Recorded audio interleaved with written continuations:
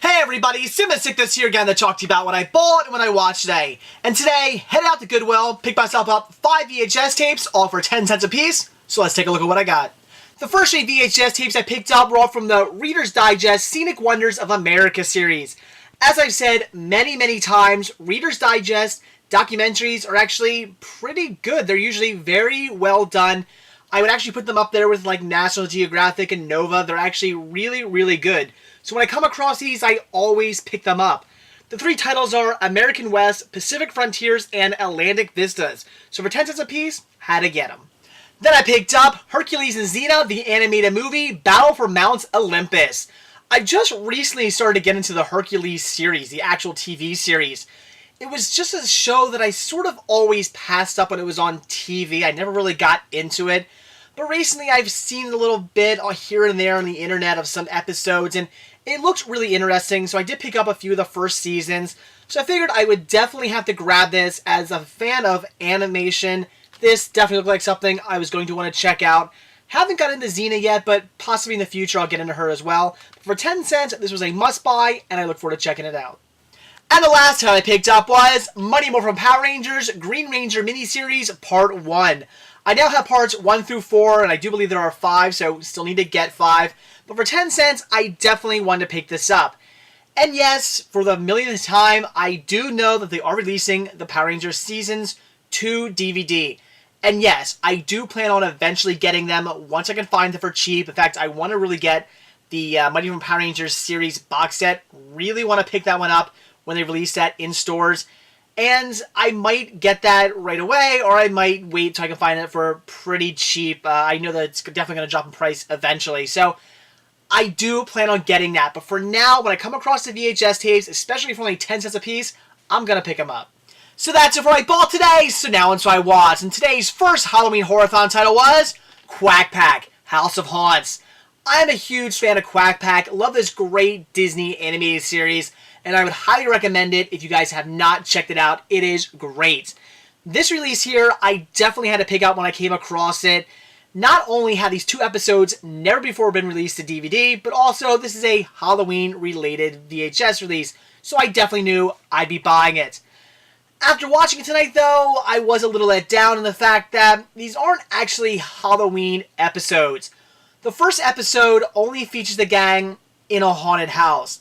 There is a Dracula, there's a Wolfman, there is some big opera singer who can take off her head, and there's a ghost who is supposed to be Woody Allen. Very odd.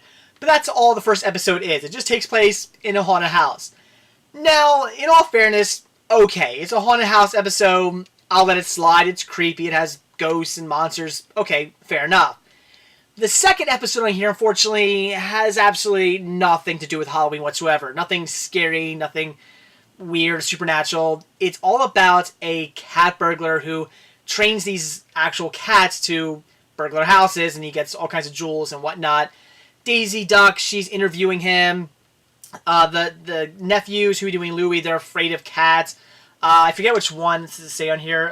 Huey is actually afraid of black cats, apparently, and he has to overcome his phobia. So that's it. It has nothing to do with Halloween whatsoever. I mean, Huey's afraid of black cats, and that's about as Halloween related as this gets.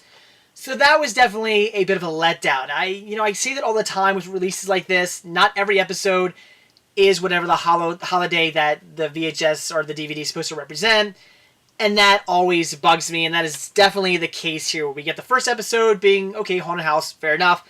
But the second episode having absolutely nothing to do with Halloween whatsoever. So definitely a downfall. But that being said, it is Quack Pack. So I have nothing wrong with these episodes. I love it. This is a great release that I would definitely recommend anybody who's a fan of Quack Pack pick up. But unfortunately, watching it during the Halloween season, I probably won't do that again. And the second Halloween Horror-thon title I watched today was The Invisible Man. I love this film. It is great.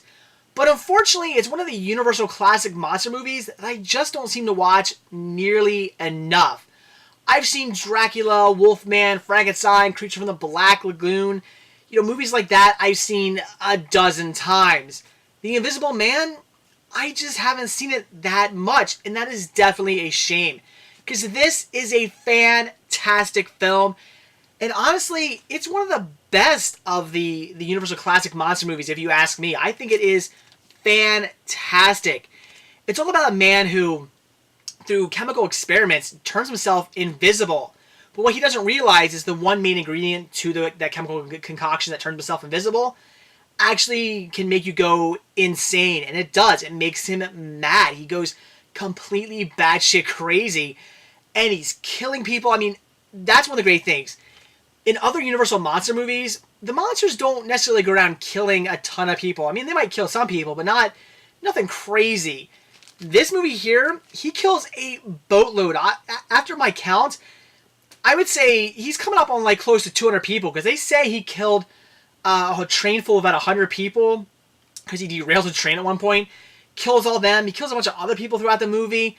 One of his like scientist friends at the end of the movie, he threatens to kill, and at first I thought, okay, he's not gonna kill him, because he puts him in his car and he like ties him into this car, lets the brake go, and sends him off a cliff. And I'm thinking, all right, the guy's gonna jump at the last moment or something. This character's a little bit too main of a character for the Invisible Man to kill off. It's not gonna happen. No, he kills him, and I'm just like, damn, like the fact that this guy is going around just killing everybody for a movie that was from this time period. You just don't see that. You don't see that much death in a movie from this time period. So, that really just takes me back. And just, it's amazing what this movie is. And it is only an hour and 11 minutes long, so it's not really something you need to, like, really get into. It's over before you know it. But it is a fantastic movie that I would highly, highly, highly recommend, just for how badass the Invisible Man is. He's definitely one of the greatest, if not the greatest,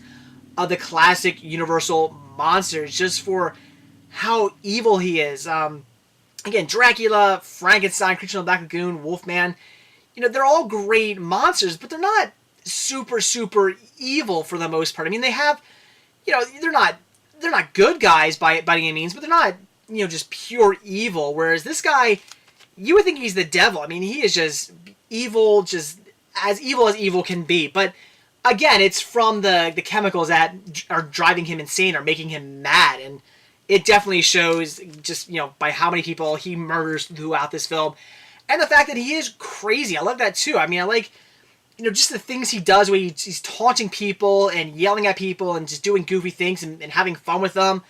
At the end of the movie, where he's doing his little dance down the road, it's just, it's things like that just show you that not only is he crazy because he's going around killing people, but he's just crazy in just the way he acts, too. He's just a nutcase.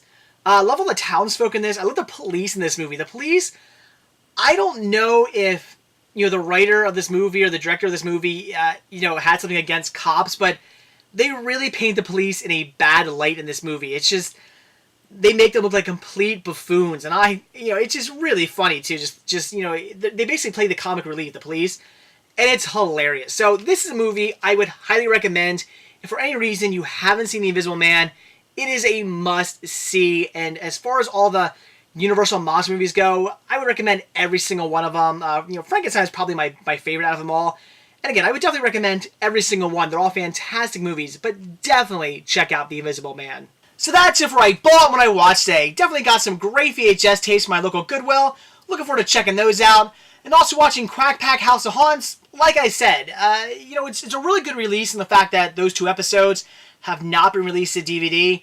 And the fact that it's just Quack Pack, it's classic. I mean, Quack Pack's just great. But unfortunately, as I said, only the first episode is really a Halloween episode, where the second one has absolutely nothing to even do with the Halloween season. So that is unfortunate, but still something I'd recommend picking up for fans of Quack Pack. And also watching The Invisible Man, it's great. It's definitely a movie I'm going to start watching a lot more. Why I just always sort of pass that one up, I don't know. Because it is a fantastic, fantastic Universal classic monster movie. And I would highly recommend it. So that's it. Thanks for watching. Stay tuned to see what I bought when I watch tomorrow. See ya.